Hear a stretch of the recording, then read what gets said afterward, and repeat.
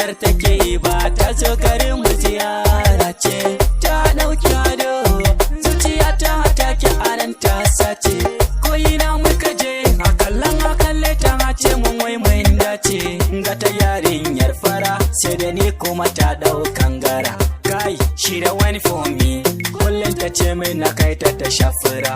Oh ni har na magaji kullum fa ka ganni da angara. Washe rami na karya kurarre ne.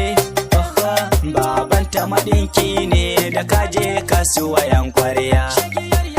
Rana karya ta kare na ganta a kasuwa shagon babanta. Shi da dubi lalai waka bebinta iya karya. Kai shi da dubi lalai waka bebinta iya karya. Shi da dubi lalai waka bebinta iya karya. Kai shi da dubi lalai waka bebinta iya karya. Wata yarinya ce yar fara mai kyau na haihuwa. Ga ta nan son kowa wanda bai samu ba. Sannan dai yar gidan manya ce amma halin ta kuduwa. Da akwai gyara na ce dan ta zama tamkar da guba. Yar karya ce ita ga mugun hali fa kuduwa. Na je da batuna kan soyayya sai ta yi karba. Ta bani amanna ga abokai na zama babba. Ta bani kudi ta ban mota dangi kwai duba.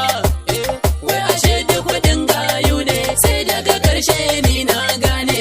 Gidan su ba su da komai ba ta taimako a gare su. Ta tare ni a gare ni wanga sakarci ba za na iya ba. Shi da dubi lalai waka bebinta iya karya. Kai shi da dubi lalai waka bebinta iya karya. Shi da dubi lalai waka bebinta iya karya. Kai shi da dubi lalai waka bebinta iya karya. Wata rana da safe na aika yaro ya siyo mini wake.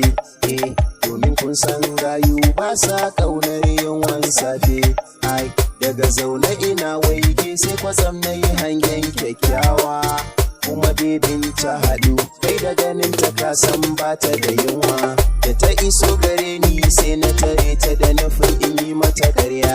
Sai na ce mata dan Allah ki karya mini sunan ki karki ya karya. Suna na Rukayya amma ka yi min haƙuri don ina kan sauri. Babana yana ta jira na a airport yanzu kasan zana bari.